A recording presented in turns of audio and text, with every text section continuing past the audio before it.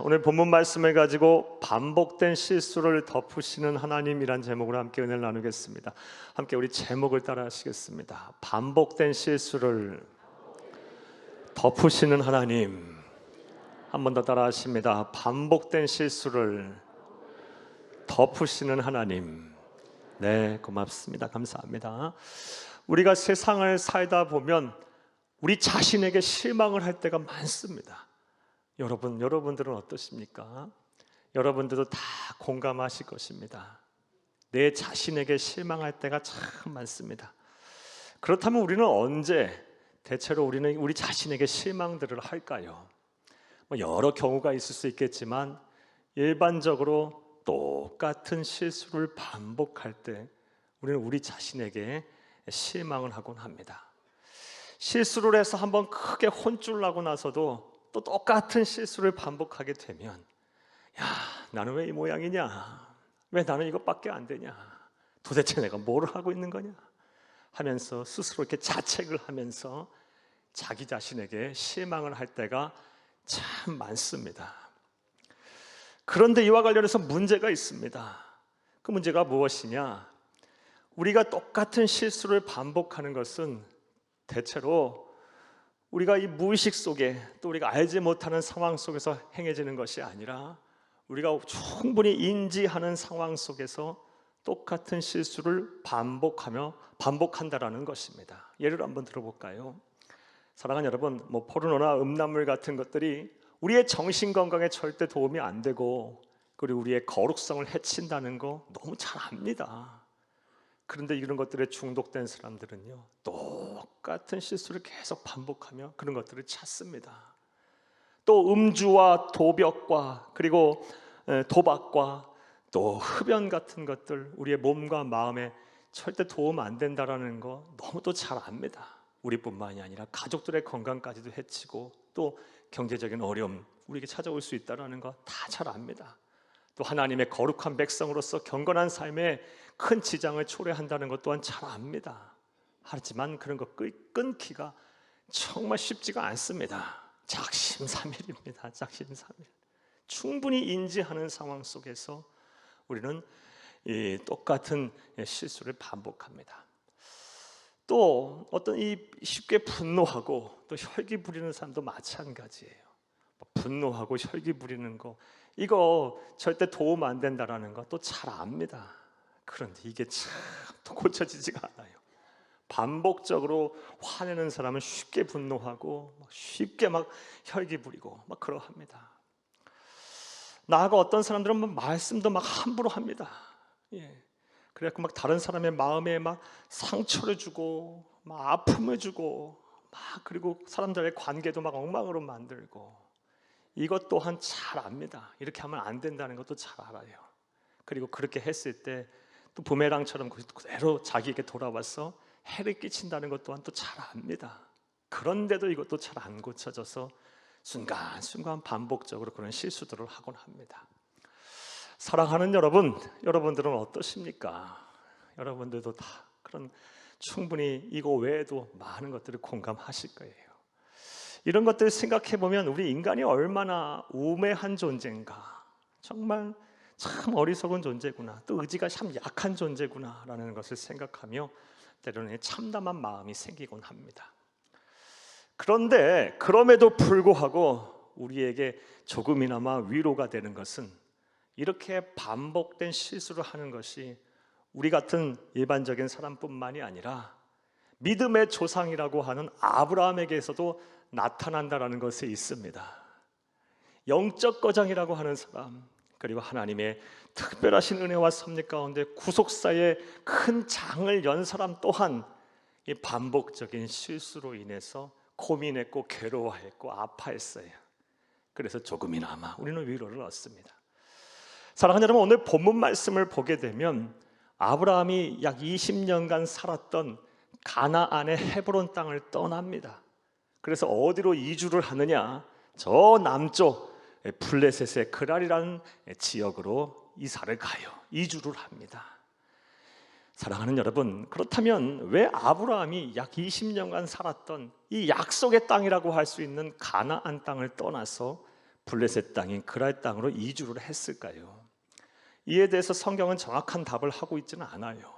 하지만 성서 신학자들의 이 다음과 같이 합리적인 추론들을 합니다. 여러분 좀 소개해 드릴게요. 먼저는 오늘 본문 말씀에 바로 앞장이 되는 창세기 19장 말씀에 보면 당시 패역하고 음란하고 죄가 많았던 이 도시였던 소돔과 고모라 성이 하나님으로부터 심판을 받아서 멸망합니다. 불과 유황불이 하늘에서 비처럼 내렸다 그래요. 완전히 멸망을 해요.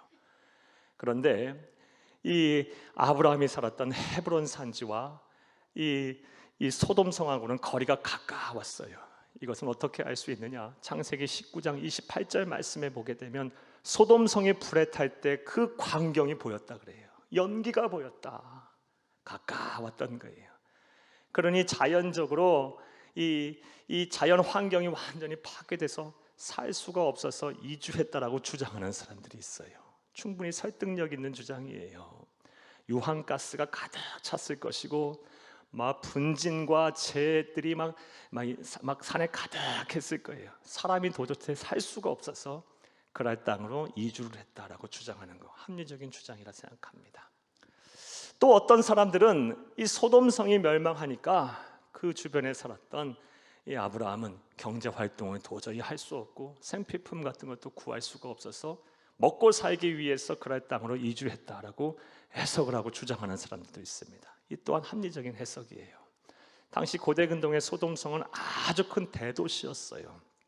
이 도시에 주변의 사람들은 많은 것들, 필요한 물자들을 이 소돔성에 의지하고 있었을 거예요. 그런 성이 멸망하니까 살 수 없어서 먹고 살기 위해서 어쩔 수 없이 또 다른 대도시인 그랄 땅을 향해 갔다라고 해석하고 말하는 사람들도 있어요. 합리적인 해석이라 봐요.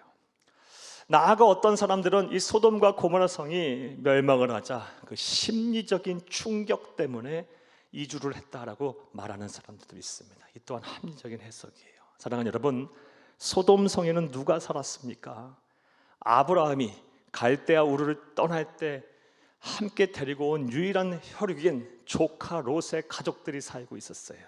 그런데 그 소돔 성이 불탈 때 겨우 조카 롯과 두 딸만 구원을 받고 전부 다 불에 타거나 아내는 소금 기둥이 되고 모든 재산은 다 사라져 버렸어요. 그런 크나큰 일을 겪게 되자 아브라함이 심리적으로 충격을 받아서 더 이상 있을 수가 없어서 이주를 했다라고 주장하는 사람들도 있어요. 이 또한 또 합리적인 주장이라 생각해요. 추론이라고 생각해요. 우리도 이런 일을 종종 겪어요. 우리가 세상 살다가 큰 사건 사고를 당하게 되면 우리가 살고 있던 지역에서 그런 일이 일어나면 그곳에 살기 싫잖아요. 이주하고 싶잖아요. 어찌됐든 어떤 이유가 됐든 간에 아브라함은 하나님께서 약속하신 약속의 땅인 가나안 헤브론을 떠나서 블레셋 땅인 그랄 땅으로 이주를 하게 됩니다. 자, 그런데 그때부터 문제가 이제 발생하기 시작해요. 어떤 문제가 발생하냐? 사랑하는 여러분, 이 시점으로부터 약 25년 전에 그가 했던 실수를 반복하게 됩니다. 그 실수는 창세기 10장 12절 이하에 나오는 말씀인데요. 어떤 실수를 하냐? 그랄 땅에 가서 이 아내 사라의 미모가 뛰어났던 관계로 행여 이 아내를 빼앗기고 또 자신 그것으로 인해 목숨을 잃을까 봐 아내를 아내라고 부르지 않고 누이라고 속이는 그런 일을 벌이게 됩니다. 오늘 보면 2절을 함께 읽겠습니다. 그의 아내 사라를 자기 누이라 하였으므로 그랄 왕 아비멜렉이 사람을 보내어 사라를 데려갔더니 아멘. 일찍이 25년 전에도 창세기 12장 10절 이하에도 그런 일이 있었어요. 25년 전에도 이 가나안 땅에 기근이 들어서 이집트로 피난을 가거든요. 그런데 그때도 사라의 미모로 인해서 또 자신이 죽임을 당할까 봐 아내를 아내라고 부르지 않고 누이라고 속여서 그 일로 인해서 이집트 왕 파라오에게 아내를 빼앗겼던 일이 있어요. 그런데 25년이라는 시간이 흐른 뒤에 또 똑같은 반복적인 실수를 합니다. 한 번도 아니고 이게 뭡니까? 우리 자매님들에게 한번 여쭤보겠어요. 이런 남자라면 데리고 사시겠습니까? 한 번도 아니고 한 번도 용서할까 말까 한데 두 번이나 이런 똑같은 반복된 실수를 하는 남자를 어떻게 믿고 삽니까? 아주 졸렬한 짓을 했어요.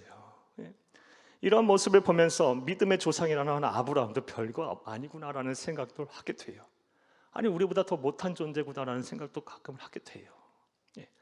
자, 그런데 놀라운 것은 하나님의 반응이에요. 하나님은 이런 아브라함을 향해서 조금도 뭐라 하지 않으세요. 책망하지 않으세요. 내가 25년간 너에게 보여준 것이 얼마냐, 얼마나 많은 신앙적인 체험을 하겠느냐, 얼마나 나의 살아계심과 영광을 보여주었느냐, 기적과 이적을 얼마나 많이 네가 보았느냐, 이런 것 묻지 아니하시고 아무런 책망도 안 하시고 오로지 아브라함의 편에 드세요. 묵묵히 아브라함의 편에 드시고 아브라함을 구원하세요. 사랑하는 여러분, 그랄 왕 아비멜렉에게 끌려갔던 이 사라를 이제 구원하시기 시작하는데, 하나님께서 이 그랄 왕 아비멜렉의 꿈에 나타나셔서 이 여인은 남편이 있는 여인이니까 만약 가까이 하면 너 죽을 거야, 너뿐만이 아니라 모든 사람 다 죽을 거다라고 참으로 무서운 말씀을 하십니다. 그리고 이제 그 일을 인해서 이제 아비멜렉이 사라를 아브라함에게 돌려줘요. 그리고 돌려주는 것에 그치는 것이 아니라 많은 재물도 주고요, 거기다가 그랄 땅에서 가장 살기 좋은 땅을 내어 줍니다. 이 모든 것이 하나님이 하신 거예요. 그리고 우리는 이러한 하나님의 모습을 통해서 우리가 믿고 우리가 의지하고 우리가 섬기는 하나님이 어떤 분인가를 잘 알 수가 있어요. 그래서 오늘은 하나님이 어떤 분인가에 대해서 본문을 통해 살펴보며 은혜를 나누고자 합니다. 그 은혜의 시간 되기를 간절히 바랍니다. 할렐루야. 자, 사랑하는 여러분, 우리가 믿고 우리가 의지하고 우리가 사랑하는 그 하나님은, 본문 말씀을 통해서 나타난 그 하나님은 어떤 분이실까요? 자, 이제부터 따라 하시겠어요? 첫째로, 우리의 반복된 실수를 사랑으로 덮으시는 분이십니다. 오늘 본문 말씀을 통해서 알 수 있는 하나님, 우리의 반복된 실수를 사랑으로 덮으시는 분이십니다. 사랑하는 여러분, 앞서 여러분에게 말씀드렸다시피 아브라함은 25년 전에 했던 실수를 그랄 땅에 가서 똑같이 반복하고 있어요. 자기 살겠다고 평생 생사고락으로 함께한 조강지처를 버려요. 참 웃기는 일이에요. 이게 할 일입니까? 남자가 할 일이에요. 참 부끄러운 실수를 하고 있어요. 그런데 하나님은 철저하게 그런 아브라함 편에 드세요. 아브라함을 이해하시고요, 책망하지 않으세요. 아브라함 편에 서서 아브라함을 구원해 나가기 시작해요. 이와 관련된 말씀을 보겠습니다. 3절을 함께 읽겠습니다. 그 밤에 하나님이 아비멜렉에게 현몽하시고 그에게 이르시되 네가 데려간 이 여인으로 말미암아 네가 죽으리니 그는 남편이 있는 여자임이라. 꿈에 이 말을 들었을 때 이 아비멜렉의 마음이 어떻겠어요? 얼마나 힘들고 얼마나 혼란스러웠겠어요. 그래서 막 하나님 앞에 항변합니다. 내 손은 깨끗합니다. 나도 속았습니다. 절대로 나는 죄가 없습니다. 그렇다면 하나님은 이 아비멜렉의 말씀을 들어주셔야 되는 거 아니었겠어요? 말을 들어줘야 되는 거 아니었겠습니까? 그런데 하나님은 확고부동해요. 아브라함 편에 계속 서세요. 7절을 함께 읽겠습니다. 이제 그 사람의 아내를 돌려보내라. 그는 선지자라.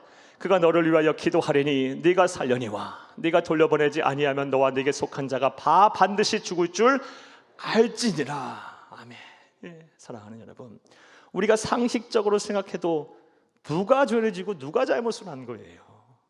아브라함과 사라가 짜고 아비멜렉을 속인 거예요. 이거 부부 사기한 거예요. 그런데 누가 벌을 받아요? 누가 책망을 들어요? 아비멜렉이 듣고 있어요. 사랑하는 여러분, 우리는 이러한 행동을 하는 하나님의 모습을 통해서 다음과 같은 아주 귀중한 진리를 배우게 됩니다. 그것은 바로 하나님은 하나님의 백성의 편이다. 하나님은 하나님의 백성의 편이다. 그리고 하나님의 백성이 반복된 실수를 할지라도 사랑으로 덮으시는 분이시다 라는 진리를 배우게 됩니다. 할렐루야. 이게 우리가 믿고 섬기는 하나님이세요. 하나님은 우리의 편이에요. 하나님은 나의 편이에요. 하나님은 하나님의 자녀, 하나님의 백성의 편이셔서 우리가 설령 반복된 실수로 할지라도 사랑으로 덮으시는 분임을 믿으시기를 간절히 주의 이름으로 축복합니다. 자, 그런데 말씀을 여기까지 듣고 다음 같은 생각을 하실 분이 분명히 계실 거예요. 목사님, 하나님은 공의의 하나님이시잖아요. 그런데 이게 지금 하는 것이 공의로운 이 행동입니까? 공평하지 않아요. 공정하지 않아요. 판결이요. 또 하나님은 모든 사람을 다 사랑하는 하나님이시라며요. 그런데 지금 편애하시는 거잖아요. 이거 불의한 거 아닙니까? 라고 따질 수 있어요. 충분히 따질 수 있어요. 사랑하는 여러분, 여러분들 생각은 어떠세요? 그렇다면 이러한 하나님의 행동에 대해서 우리는 어떻게 이해를 해야 할까요? 이에 대한 답을 로마서 9장에서 우리는 얻을 수가 있어요. 로마서 9장의 일찍이 우리와 똑같은 생각들을 한 사람들이 있었어요. 초대교회 유대인들이 사도 바울에게 물어요. 하나님은 태초에 이미 구원을 받을 사람과 구원받지 않은 사람을 선택해 놨다며요. 사랑할 사람과 사랑하지 않을 사람을 선택해 놨다며요. 그렇다면 선택을 받은 사람은 있고 선택받지 못한 사람이 있으면 하나님은 불의한 거 아닙니까? 즉 하나님은 야곱을 선택하기 위해서 에서를 철저하게 버렸고 모세와 이스라엘 민족을 선택하기 위해서 이집트의 파라오와 이집트의 사람들을 철저하게 유기해 버렸으니 하나님 이거 불의한 거 아닙니까? 하나님 편애하시는 거 아닙니까? 이거 하나님 허물이 쓰신 거 아닙니까? 라고 로마서 9장에 유대 성도들이 사도 바울에게 질문을 했어요. 그때 사도 바울이 뭐라고 대답했을까요? 로마서 9장 19, 20절을 함께 읽겠습니다. 혹 네가 내게 말하기를 그러면 하나님이 어찌하여 허물하시느냐 편애하시느냐 불의하시느냐 누가 그 뜻을 대적하리니 하리니 이 사람아 네가 누구이기에 감히 하나님께 반문하느냐 지음을 받은 물건이 지은 자에게 어찌 나를 이같이 만들었느냐 말하겠느냐. 이 말을 하고 토기장이의 비유를 이제 하기 시작해요. 토기장이의 비유는 이런 내용이에요. 토기장이가요 흙으로 그릇을 만들어요. 토기장이 마음대로 질그릇을 만들 수도 있고 또 예쁜 도자기를 만들 수도 있어요. 그런데 질그릇이 나 왜 이렇게 만들었냐고 토기장이에게 항변할 수 있나요? 없어요. 만드는 건 토기장의 마음인 거예요. 하나님이 선택을 하건 하나님이 유기하건 그건 하나님의 마음이라는 거예요. 하나님의 뜻이라는 거예요. 즉 하나님께서 아브라함을 선택하고 그랄 왕 아비멜렉을 유기한 것도 하나님의 뜻이고 하나님의 마음이며 또 야곱을 선택하고 에서를 버린 것도 하나님의 뜻이고 하나님의 마음이고 모세를 선택하고 이스라엘 민족을 선택하고 이집트와 또 파라오를 버린 것도 하나님의 뜻과 하나님의 선택이라는 거예요. 자, 그런데 로마서 9장 14절 말씀에 보면 그런 하나님의 마음과 하나님의 뜻이 절대로 틀리지 않다. 하나님은 실수하지 않는다라는 거예요. 그 말씀을 하세요. 하나님의 선택과 하나님의 결정에는 한치도 오류가 없다라고 말을 하고 있어요. 이게 우리에게 주신 답이에요. 자, 그런데 이러한 하나님의 선택과 행동, 하나님의 사랑에 우리는 감격할 수밖에 없어요. 왜냐하면 그러한 하나님의 선택과 하나님의 사랑이 우리를 향하고 있기 때문이에요. 우리를 향하고 있어요. 태초부터 우리를 하나님이 사랑하셔서 구원받기 위해 작정하시고 때가 돼서 부르셔서 우리가 우리의 자유의지를 가지고 그 구원에 화답해서 우리는 하나님의 자녀, 하나님의 백성이 됐어요. 그리고 우리가 이 세상 사는 동안 반복된 실수를 한다 할지라도 하나님은 언제나 우리 편이 되실 거예요. 그래서 아브라함의 경우처럼 우리의 반복된 실수를 사랑으로 덮어주실 거예요. 그 사랑이 지금 우리를 향하고 있다니까요. 그리고 그것이 하나님의 마음이고 하나님의 뜻이고 절대로 조금도 오류가 없는 하나님의 마음, 하나님의 뜻이라는 겁니다. 자, 도대체 우리가 무엇이길래 하나님은 우리에게 이런 은혜와 사랑을 베푸고 계실까요? 이건 하나님의 은혜가 아니면 설명이 안 돼요. 진짜 아무나 예수 믿는 게 아니에요. 아무나 하나님의 사랑 속에 거하는 게 아니에요.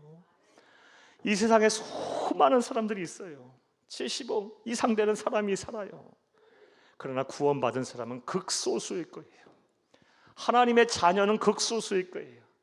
하나님이 자기 편으로 생각하시며 반복된 실수를 사랑으로 덮는 그런 사람들은 많지 않을 거예요. 거기에 우리가 지금 포함이 되어 있어요. 감사하며 사는 저와 여러분이 되어야 할 줄로 믿습니다. 그러므로 우리가 이 세상 사는 동안 반복된 실수를 한다 할지라도 우린 조금도 낙심할 필요가 없어요. 우리의 연약함으로 비롯된 그 실수가 우리가 반복적으로 할지라도 우리가 낙심할 필요가 없고, 우리가 주의 안에 거하기만 한다면 하나님은 어김없이 변함없이 당신의 사랑으로 우리의 실수를 덮으시고 우리에게 제2, 제3의 기회를 주실 것입니다. 이런 하나님을 믿고 의지하는 저와 여러분이 되어야 할 줄로 믿습니다. 자, 오늘 본문 말씀을 통해서 알 수 있는 하나님은 어떤 분이십니까? 우리의 반복적인 실수를 사랑으로 덮으시는 분이에요. 또 우리 본문 말씀을 통해서 알 수 있는 하나님은 또 어떤 분일까요? 따라합니다. 둘째로, 우리의 약점이 아닌 강점을 보시고 일하시는 분이십니다. 우리는 이런 하나님을 오늘 본문 말씀을 통해서 만나요. 우리의 약점이 아닌 강점을 보고 일하시는 분이에요. 사랑하는 여러분, 아브라함이 반복적으로 이렇게 거듭해서 실수를 한 이유가 무엇일까요?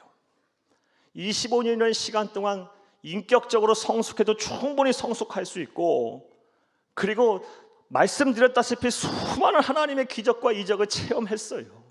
하나님의 영광도 받고 하나님의 음성도 들었어요. 그럼에도 불구하고 이렇게 반복적인 실수를 할 수밖에 없었던 이유가 뭘까요? 아브라함에게는요, 평상시에는 드러나지 않다가 결정적인 순간에 드러나는 치명적인 약점이 있었기 때문이에요. 평상시에는 이거 안 드러났어요. 하지만 결정적인 순간에 이 약점이 확 드러나서 부각이 됐어. 이런 반복적인 실수를 한 것입니다. 자, 그렇다면 아브라함이 가지고 있었던 치명적인 약점은 무엇일까요? 바로 두려움입니다. 두려움. 언뜻 생각해보면 이 아브라함은 두려움과는 거리가 먼 사람이었어요. 이건 창세기 14장 말씀을 통해 알 수 있습니다. 창세기 14장 말씀에 보게 되면 이 메소포타미아의 이 국가들이 연합을 해서 연합군을 이루어서 소돔성 일대를 침범해요. 세계 대전이 최초로 일어난 거예요. 그래서 이 소돔성을 정복하고 이 소돔성에 살고 있던 조카 롯과 그리고 그의 가족들을 다 포로를 끌고 가요. 자, 그 일이 일어나자 아브라함이 무엇을 합니까? 자신의 사병 318명을 데리고 가서 기습 공격을 해요. 연합군을 처음 무찔러 버려요. 그리고 조카 롯과 그의 모든 식소들을 다 구출해내요. 이거 얼마나 대단한 일이에요. 용장이에요. 아브라함은요, 용사예요. 자, 그런데 그에게 치명적인 약점이 두려움이라니 이게 웬 말입니까? 사랑하는 여러분, 그렇다면 아브라함이 가지고 있었던 이 두려움의 본질은 뭘까요? 사랑하는 여러분, 아브라함에게는요, 언제 어느 때 누군가 나타나서 자신의 아내를 빼앗고 자신을 죽일 거라는 두려움이 있었어요. 이 두려움이 있었어요. 그리고 이 두려움은요, 사라지는 두려움이 아니었고 평생 그의 꼬리표처럼 따라다니는 두려움이었고 그의 멍에와 똑같은 두려움이었어요. 새로운 곳으로 이주할 때마다 누군가 나타나서 내 아내를 빼앗고 나를 죽일 거라는 두려움 속에 살고 있었어요. 이게 평상시에는 안 드러나다가 결정적인 순간에 계속해서 드러나서 이주를 할 때마다 이런 반복적인 실수를 한 것이에요. 사랑하는 여러분, 어떤 강해 설교자는 이러한 아브라함의 두려움을 가리켜서 사라 컴플렉스라고 얘기하더라고요. 사라 컴플렉스 때문에 그는 25년의 시간을 반복적인 실수를 한 것입니다. 자, 그런데 역시 우리는 이러한 반복적인 실수, 치명적인 약점을 가지고 한 실수로 한 아브라함의 행동에 주목을 할 것이 아니라 그런 행동을 보시면서 일하시는 하나님의 반응에 주목을 해야 돼요. 하나님은 그런 치명적인 약점으로 실수를 반복해 하는 아브라함을 향하여 그 약점을 부각하시며 약점을 보시고 일하신 것이 아니고 그의 강점을 보시고 아브라함을 통해서 온 인류 구원이라는 구속사를 펼쳐나가세요. 자, 그렇다면 아브라함이 가졌던 강점은 또 뭘까요? 이것은 아브라함 사후 아브라함의 아들인 이삭에게 우리 하나님께서 하신 말씀을 통해서 알 수 있어요. 창세기 26장 5절을 함께 읽겠습니다. 이는 아브라함이 내 말을 순종하고 내 명령과 내 계명과 내 율례와 내 법도를 지켰음이라 하시니라. 아멘. 바로 아브라함의 강점은 순종이에요. 순종. 그는 우직스럽게 하나님의 말씀에 순종하는 이 강점이 있었어요. 이것은 창세기 전역에 가셔서 아브라함의 모습에서 잘 나타나요.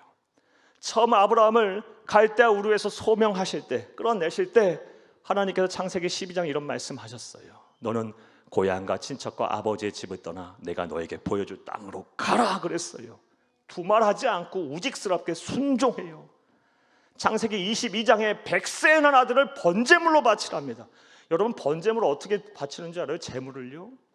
여러분, 제물의 목을 따서 피를 다 빼내요. 그리고 모든 관절을 다 꺾는 거예요. 그리고 살과 기름과 뼈를 분리하는 거예요. 짐승에게 해도 이거는 참 곤란한 일이에요. 보기 싫은 일이에요. 그런데 사람에게 일을, 그것도 아들에게 그 일을 하면서 바치라니, 불에 태워주기라니. 두말하지 않고 순종해요. 이런 순종의 모습, 이게 강점이었어요. 아브라함에게는 이런 강점이 있었으니까 치명적인 약점에도 불구하고 하나님은 그 강점을 보시고 일하신 것입니다. 우리가 믿고 섬기는 하나님이 그런 분이에요. 사랑하는 여러분, 우리도 우리 자신을 되돌아보면요, 우리에겐 약점이 너무 많아요. 사탄 마귀가 공격할 부분들이 너무 많아요. 어떤 사람은요, 쉽게 낙심해요. 뭐 대단한 말도 아닌데 쉽게 우울해져요. 막 감정이 쉽게 막 변해요. 또 어떤 사람은 막 쉽게 분노하고요. 또 어떤 사람은 거짓말에 밥 먹듯이 하고요. 또 어떤 사람은 뭐 우유부단하고요. 또 어떤 사람은 막 나태하고요, 게으르고요. 또 이런 심리적인 감정적인 것 말고 또 어떤 사람은 이 가난이라는 것, 잘 살지 못한다는 것, 경제적으로 여유롭지 못한다는 것이 약점이고, 또 어떤 분들은 배우지 못했다는 그 한으로 인해서 항상 그것만, 그 부분이 드러나면 항상 그것 때문에 힘이 드시고, 또 어떤 분들은요, 또 가족이 화목하지 못해서 그것이 약점이고, 또 어떤 분들은 자녀들 문제 때문에 약점이고, 항상 거기에 걸려 있고. 우리는 약점 투성이에요. 자, 그런데 분명한 사실은 하나님은 약점을 보고 일하시는 분이 아니라 나의 강점을 보고 일하시는 분이십니다. 이런 하나님을 이제 의지하세요. 아무리 사람이 못났어도 하나님이 쓰실 강점 하나쯤은 다 갖고 있는 법이에요. 전부 있어요. 저와 여러분 전부 있어요. 하나님 앞에 우린 다 존귀한 자들이에요. 이런 자부심을 가지고 세상 앞에 당당하시고 하나님을 신뢰하면서 여러분 주와 동행하며 하나님 나라를 온전히 이루어가는 삶을 사는 여러분 다 되시기를 간절히 주의 이름으로 축복합니다. 축복합니다. 자, 오늘 본문을 통해서 알 수 있는 두 번째 하나님은 어떤 분이신가요? 우리의 약점이 아닌 강점을 보시고 일하시는 분이십니다. 또 하나님은 오늘 본문 말씀 통해서 알 수 있는 하나님은 어떤 분일까요? 따라 하시겠습니다. 셋째로 우리의 반복적인 죄를 극복하고 거룩한 삶을 살길 원하시는 분이십니다. 하나님은 우리의 반복적인 실수와 죄를 반드시 극복하기를 원하시는 분이에요. 거기서 나아가서 우리가 거룩한 삶을 살기를 원하시는 분이십니다. 이게 하나님의 마음이에요. 사랑하는 여러분, 하나님께서 아브라함을 향해서 반복적인 실수를 사랑으로 덮으신 이유가 뭘까요? 가장 정답은요, 하나님은 사랑이시기 때문에 그래요. 우리가 감히 생각할 수도 없는, 우리가 이해할 수 없는, 측량할 수 없는 사랑을 갖고 계신 분이기에 우리는 용서할 수 없고 우리는 이해할 수 없고 우리는 관용을 베풀 수 없지만 하나님은 하실 수 있어요. 그래서 반복적인 실수를 사랑으로 덮으신 거예요. 이것보다 더 확실한 답은 없어요. 그런데 또 다른 이유가 있어요. 하나님은 아브라함을 기다리셔 주신 거예요. 반복적인 실수를 이제는 극복하거라 하며 인내로서 2번, 3번 기회를 주시면서 사랑으로 덮으신 거예요. 본질적으로는, 종국으로는 거룩한 삶을 살아야 한다. 이것을 목표로 삼아 아브라함이 노력할 수 있도록 그 사랑으로 덮어주신 거예요. 우리가 이것을 분명히 알아야 돼요. 이것은 디도서 2장 14절 말씀을 통해 알 수 있습니다. 함께 읽겠습니다. 그가 우리를 대신하여 자신을 주심은 모든 불법에서 우리를 속량하시고 우리를 깨끗하게 하사 선한 일을 열심히 하는 자기 백성이 되게 하려 하심이라. 아멘. 그가, 우리 주 예수 그리스도께서 하나님이 우리를 대신하여 자신을 주심은, 목숨을 대신 주셔서 구원하심은 우리를 불법에서 속량하시고 깨끗하게 하사 선한 일을 열심히 하는 자기 백성이 되게 하라는 뜻이답니다. 우리를 구원하심은, 우리에게 생명을 주심은, 우리를 용서하심은, 우리를 사랑으로 우리의 실수를 덮으심은 거룩한 백성이 돼서 선한 일을 하는 자기 백성이 되게 하려 하심이랍니다. 이 신약의 구절을 오늘 본문 구약으로 그대로 적용해서 대입을 하면 우리가 반복적인 실수를 할 때도 하나님께서 사랑으로 덮으시면서 용서하고 희생하고 또 관용을 베푸시고 이해하시고 기회를 주심은 뭐 하기 위해서? 우리의 몸을 깨끗하게 거룩하게 보존하고 우리의 고질적인 죄를 극복하게 하기 위해서 하나님께서 그 일을 하셨다는 것입니다. 그러므로 우리 하나님의 백성인 우리들은 이 세상 사는 동안 반복적인 실수를 반드시, 고질적인 죄를 반드시 극복하기 위해서 노력해야 돼요. 이것이 인간의 나약함이다, 나는 어찌할 수 없다, 내버려 두면 안 되고요. 하나님의 뜻이 아니에요. 하나님의 사랑으로 덮으신 이유가 아니에요. 그게 반드시 이거 고질적인 죄, 반복적인 실수 극복해야 돼요. 그리고 전국적으로는 거룩한 하나님의 백성이 되어야 할 줄로 믿습니다. 자, 그렇다면 우리가 어떻게 하면 이 반복적인 실수와 고질적인 죄를 극복해서 거룩한 하나님의 백성이 될 수가 있을까요? 이에 대해서는 참으로 많은 말씀을 여러분에게 드릴 수 있을 것 같은데 오늘 오전에는 두 가지 말씀만 딱 드려볼게요.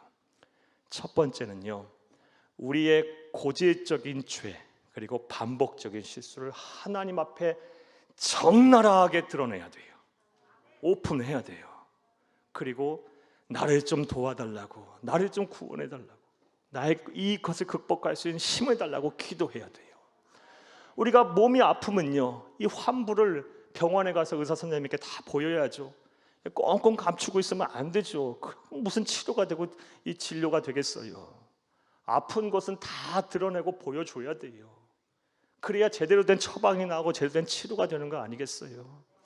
하나님에게도 마찬가지예요. 하나님 물론 다 아시지만 우리의 고질적인 죄와 그리고 반복적인 실수를 하나님 앞에 다 드러내야 돼요. 오픈을 완전히 해야 돼요. 그리고 하나님이요, 이거 내 힘으로 해보니 안 돼요. 하고 싶어도 못하겠어요. 도저히 안 고쳐져요. 극복할 힘이 없어요. 내 의지가 이거밖에 안 돼요. 내 노력으로는 안 되네요. 계속 실망밖에 할 게 없어요 하면서 하나 옆에 하나님 도와달라고 하면 매달려야 돼요. 매일 하는 거예요. 그러면 하나님이 도와주세요. 내 능력이 아니라 하나님의 능력으로 반복된 실수와 고질적인 죄를 극복하게 하십니다. 할렐루야! 이게 우리에게 필요한 거예요.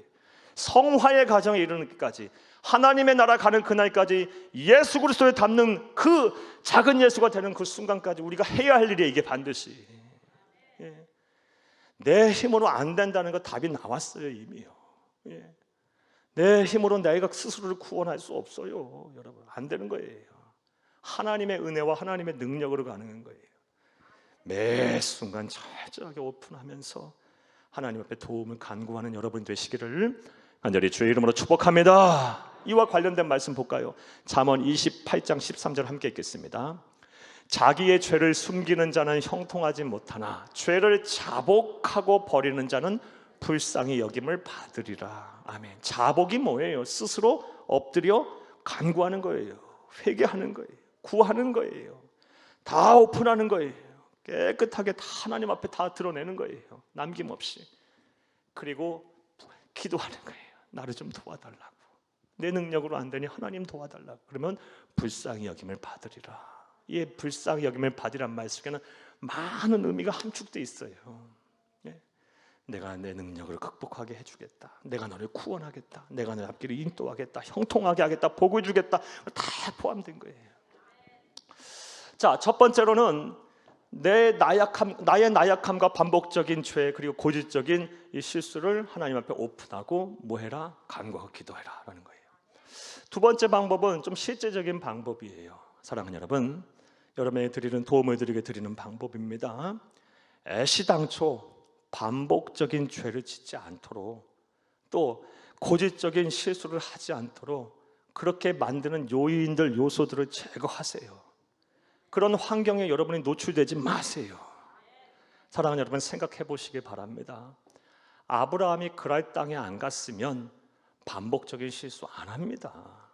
아브라함 분명히 알고 있었을 거예요. 그 땅에 가면 폭력적이고 음란한 세속 군주가 있을 거라는 거 알았을 거예요. 당시 세계관 속에서 모를 수가 없어요. 그럼에도 불구하고 그곳에 갔기 때문에 반복적인 실수를 한 거예요. 안 갔으면 안 했을 거예요. 우리도 똑같아요. 반복적인 실수, 고질적인 죄 짓지 않으려면 그런 거 안 되게끔 환경을 만들어 가셔야 돼요. 나를 그런 곳에, 나를 그렇게 만드는 그런 요소들을 제거하셔야 돼요. 사람들 때문에 그러면 사람들을 만나지 말아야 하고요. 환경적인 요인이라면 환경을 변화시켜야 돼요. 피할 곳은 피해야 돼요. 고려 말에 정몽주, 충신 정몽주의 어머니가 정몽주에게 한 말이 있어요. 뭐예요? 까마귀 노는 곳에 백로야 가지 말라 그랬어요. 여러분 똑같아요. 죄 짓는 곳에는 가면 안 되는 거예요. 그런 곳 다니면서 난 성결하게 살겠다, 안 되는 거예요. 안 돼요. 애시당초 그걸 다 끊고 그렇게 반복적인 실수를 하지 않도록 노력을 하셔야 돼요. 이와 관련해서 설교 준비하면서 어느 목사님이 쓴 설교집에 보니까 어느 안수 집사님의 이야기가 나와서 여러분 좀 소개해 드릴게요. 이 안수 집사님은 해외 출장을 많이 하시는 분이에요. 1년에 3분의 1을 해외 출장을 다니신답니다. 그러다 보니 어떻겠어요? 가족과 떨어지는 시간이 많다 보니 외롭겠죠. 1년에 3분의 1을 호텔에 돌아다니고 있으니 얼마나 외롭겠어요. 그러면 자연스럽게 이 외롭고 외롭다 보니까 이제 음란물을 계속 시청하는 버릇이 이제 생겼대요. 호텔방 들어가면 그것부터 보는 거예요. 그런데 이분이 또 이제 신앙인인지라 괴로운 거예요. 괴로운 거. 이러면 안 된다는 거 알게. 그래서 괴로워하다가 이 담임 목사님한테 이제 상담을 했더니 목사님이 이런 제안을 해주셨대요. 호텔에 들어가면 제일 먼저 하는 것이 성경책을 TV 앞에다 딱 놓으랍니다. 거기서 그치면 안 되고 가족 사진을 그거를 갖고 다니면서 TV 옆에 가족 사진을 딱 하고 노래요. 아내가 눈을 부릅뜨고 이렇게 쳐다보고 있고 사랑하는 아들, 사랑하는 딸이 이렇게 눈을 부릅뜨고 쳐다보고 있으면 어찌 그런 걸 보겠냐는 거예요. 예. 사랑하는 여러분, 자꾸 이런 노력을 하셔야 되는 거예요. 아무 노력 없이 하나님이 하시겠다 이런 건 아니에요. 하나님의 뜻을 이루어가는 사람의 모습이 아니에요. 말씀대로 사는 사람이 아닌 거예요. 사랑하는 여러분, 애시당초 그런 일을 하지 않도록 반복적인 실수, 고질적인 죄 짓지 않도록 여러분 요소들을 하나하나 제거해 나가세요. 환경에 노출되지 마세요. 까마귀 노는 곳에 백로 가지 마세요. 백로인 여러분 가지 마세요. 그렇게 하게 되면 말씀하신 대로 우리에게 요구하시고 우리에게 강력하게 명령하신 대로 우리의 반복적인 죄를 극복하고 거룩한 하나님의 백성으로 살게 될 것입니다. 일어나 복이 저와 여러분의 복이 되기를 간절히 주의 이름으로 축복합니다. 축복합니다. 말씀 맺겠습니다. 사랑하는 여러분, 오늘 저는 본문 말씀을 보면서 굉장히 감격했어요. 한 주가 참 즐거웠어요. 왜냐하면 창세기 바로 앞장인 19장에서는 여러분의 말씀 듣다시피 우리는 무서운 하나님을 만나요. 19장에서는요 소돔과 고모라 성을 그냥 불과 유황불로 막 심판하시는 무서운 하나님을 만나요. 하나님은 죄를 반드시 죄에 대해서 보응하시는 분이에요. 여러분 이거 꼭 기억하셔야 돼요. 하나님은 사랑이라 사랑이라 사랑이라 하면서 하나님의 공의와 하나님이 얼마나 죄를 미워하시는지를 간과해서는 안 돼요. 막 무섭게 심판하고 보응하세요. 그런 하나님을 만나다가 20장에 착 오면서 본문의 말씀을 보면서 그런 하나님은 온데간데 없고 하나님의 백성, 하나님의 자녀인 아브라함을 사랑으로 덮어가시는, 사랑으로 품에 안으시는 그 하나님을 보아서 참 감동하고 감격스러웠어요. 자, 그런데 그 아브라함의 하나님이 바로 저와 여러분의 하나님이고 우리의 하나님이세요. 우리의 하나님이세요. 아브라함에게 하셨던 것처럼 하나님 똑같이 우리가 반복적인 실수를 할 때 우리가 주의 안에 있기만 한다면 우리의 실수를 사랑으로 덮어주실 거예요. 우리의 약점이 아닌 강점을 가지고 일하실 것이며 우리가 반복적인 죄를 극복하고 거룩한 삶을 살도록 우리를 도와주실 거예요. 이런 하나님을 믿고 의지하며 하나님의 나라 가는 그날까지 성결한 삶, 거룩한 백성으로 살기를 포기하지 마시고 주가 주신 사명을 잘 감당하는 귀하고 복된 성도님들이 다 되시기를 간절히 주의 이름으로 축복합니다. 축복합니다. 축복합니다.